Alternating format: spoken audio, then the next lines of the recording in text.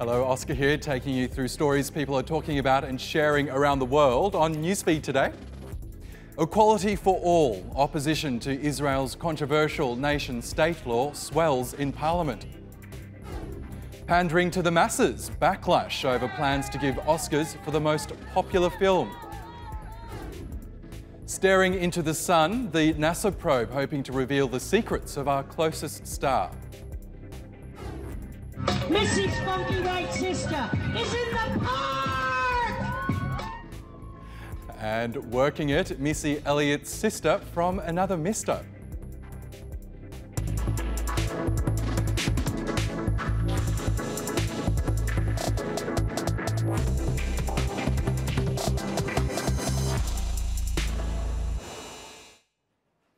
Top of our newsfeed, when Israel passed a controversial nation-state law last month declaring the country the exclusive homeland of the Jewish people, we covered the huge street and online protests that broke out at the time.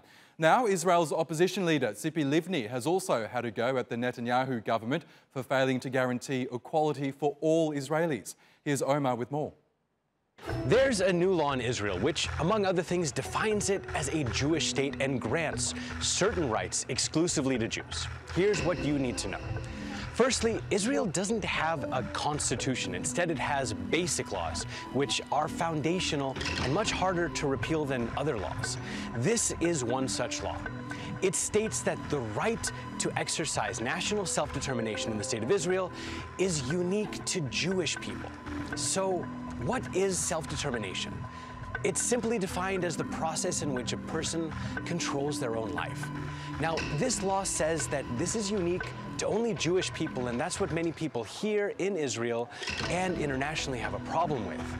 Christians and Muslims and any other non-Jew living here are now essentially second-class citizens, something that they feel they've been for decades, but at least now it's legally enshrined. Actually, by raising the Palestinian aspiration for self-determination and only see this land as available only for the Jewish narrative and the Jewish self-determination is actually an attempt to completely finish off the Palestinian struggle. And I think it's also very dangerous the way settlements is also being promoted and encouraged. The law also encourages the building of settlements, saying, quote, "The state views the development of Jewish settlement as a national value and will act to encourage and promote its establishment and consolidation." These Jewish settlements are often built on stolen Palestinian land and are illegal under international law. There's something else to point out here. The International Holocaust Remembrance Alliance recently began pushing a new working definition of anti-Semitism, which includes, quote, denying the Jewish people their right to self-determination. So, if someone is against settlement building on Palestinian land, which is illegal under international law, then they could be labeled as an anti-Semite because they're denying Jewish self-determination. And being anti-Semitic is illegal in many countries, so it's possible that calling out Israel for its illegal settlement building could land you in legal trouble. So that means there is no more democracy. Whatever they used to say there is democracy back then, now there is no more democracy. And they are showing you or showing us like the direct face that we are the third grade. We are not the first, or let's say it's not even middle class. We are the last class ever. Now, those who support the law say that it's their right to define Israel the way they want. They say that other European countries define their nationhood and legalize the self-determination of their country's majority ethnic group, so why can't Israel? The people who oppose the law say that it's racist and legally defines Israel as an apartheid state, one with a certain set of laws for the Jewish people and another set of laws for everyone else. Again, if you're Christian or Muslim or anything else, you don't have the right to self-determination in Israel. Only Jews do. So, what do you think? If the choice is one state, Israel can either be Jewish or democratic. It cannot be both. And it won't ever really be at peace. Hollywood's Academy Awards has copped a lot of flack recently. Who could forget the Oscars so white controversy? So organisers are trying to get on the front foot of some other issues in a move many are dismissing as shameless pandering to film fans and an attempt to be more relevant. The Academy's board has announced 3 changes. The 2020 Oscars ceremony will be much shorter, less than 3 hours, the organisers promise. So some of the awards will be handed out during ad breaks, as to not bore television viewers. If you're wondering, this year's broadcast was nearly 4 hours long. The event will also be held much earlier in the year, February to be exact, and now this is the most controversial change. There'll be a new award category, Outstanding Achievement in Popular Film.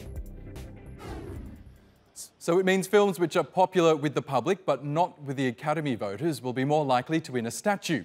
In previous years, films which have done well at the box office, including Avatar, Mission Impossible and some of the superhero movies, have been snubbed by the Oscars. The new category will all but guarantee nominations for films like Black Panther, but there is a downside. It could also make them much less likely to get nominations for the most prestigious prize of Best Picture. Well, the response from many in the industry has been overwhelmingly negative, with actor Rob Lowe even declaring the film business passed away today. Lord of the Rings star Elijah Wood simply tweeted, "Best popular film? Oof."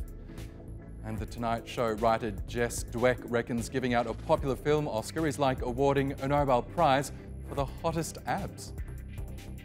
But of course there were a few who were in favour of the new edition, such as Pitch Perfect's Rebel Wilson, who called it a great move. Let's have a look now at what else is trending on social media. Now, Argentinians have been taking to Twitter after the Senate rejected a bill which would have legalised abortion in the first 14 weeks of pregnancy. Anti-abortion activists are naturally happy with the outcome, while some pro-choice supporters clashed with police on the streets of the capital Buenos Aires to vent their anger. Bollywood star Kriti Sanon's photo shoot for the latest issue of Cosmopolitan India has got thousands of people riled up on social media for featuring a giraffe hanging from the ceiling as a prop. The actress says it's fake, but some say that doesn't matter because she shouldn't be glamorising the killing of an endangered species. We also just don't get the whole concept.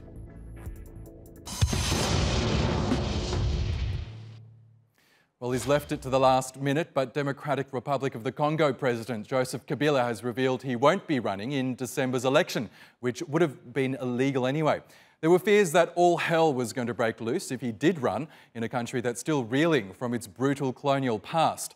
Tamina takes a look back at just how much both DR Congo and neighbouring Republic of the Congo suffered under European rule. Why are there 2 Congos? One is the Democratic Republic of the Congo, or DRC. The other is the Republic of the Congo. Both share a terrible history and an unstable present. That's mainly because of their shared colonial pasts and what's known as the scramble for Africa.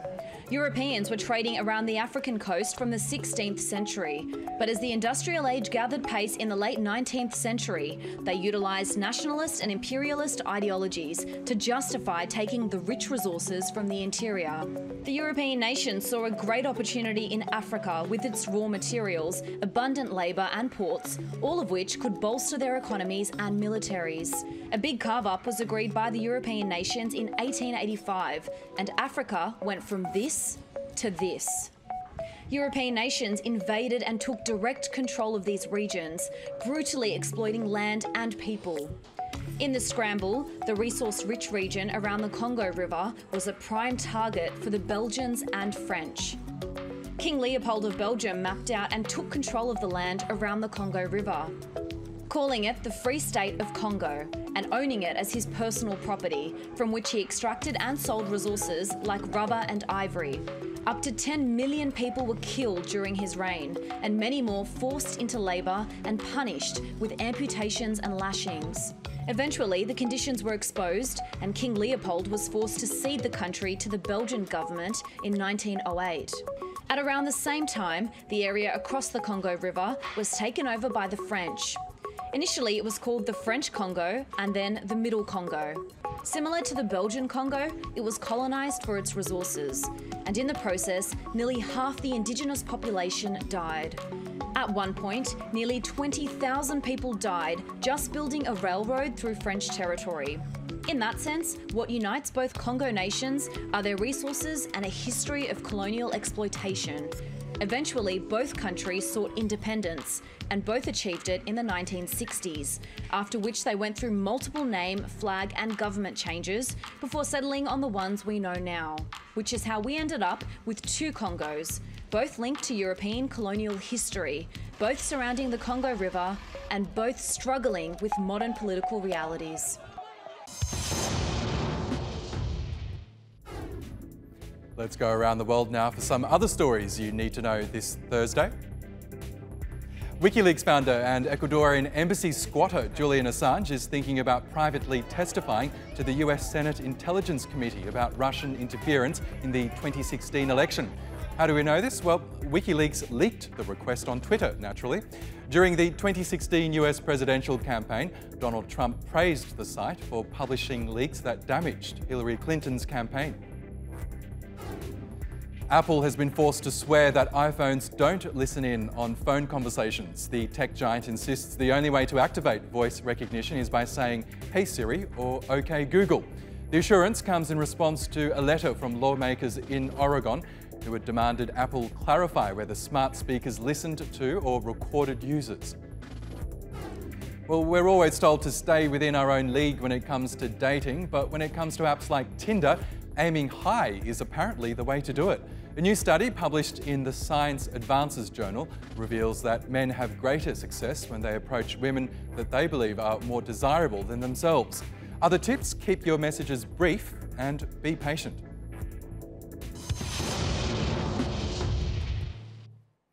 A red-hot voyage to the sun is about to bring us closer to the star than ever before. NASA's Parker probe will hurtle through the sizzling solar atmosphere and come within a whisker of the surface to hopefully reveal some secrets about our closest star. This spacecraft is about to make history. Roughly the size of a small car, NASA's Parker solar probe will get nearly 7 times closer to the sun than previous spacecraft. If you think about the Earth and the sun being on a meter stick, we're actually getting within 4 centimeters of the sun on that edge. Scientists hope the $1.5 billion mission will help them unravel some of the sun's mysteries. One of their goals is to learn why the sun's atmosphere is so much hotter than its surface. We're used to the idea that if I am standing next to a campfire and I walk away from it, it gets cooler. But this is not what happens on the sun. As we go from the surface of the sun, which is 10,000 degrees, and quickly move up into the corona, we find ourselves quickly at millions of degrees. So this is a fundamental question that drives not only how this star works, our sun, but actually all the stars in the universe. The technology for surviving a close solar encounter hasn't been available until now. The spacecraft is protected by a heat shield capable of withstanding 1,370 degrees Celsius. The public should be excited, not only for the historic aspect of this thing, but because the technological achievement that humanity has made. I mean, this is just an incredible, incredible technology advancement. The Parker probe will reach its closest approach to the sun sometime during 2024 and 2025. It will be launched from Cape Canaveral on Saturday.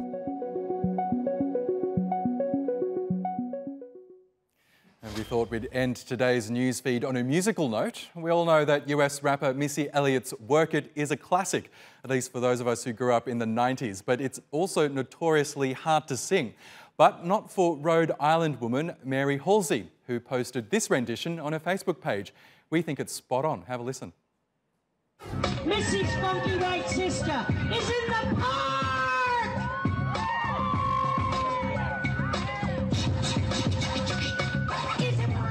Let me work it. Up on my thing now, flip it and reverse it. Sure. Pretty cool, huh? So much so that Missy Elliott herself went to the trouble of downloading the video and tweeting it to her more than 6 million followers, saying, "I just found out I have a funky white sister. She straight killed Work It, sound effects and all. I love it. High praise indeed." Well, that's all from the Newsfeed team. Reach out to me with your questions, comments, complaints and suggestions at Oscar Subrakti. You'll find us 24/7 on Twitter, YouTube and Facebook. Follow, subscribe and add. See you tomorrow.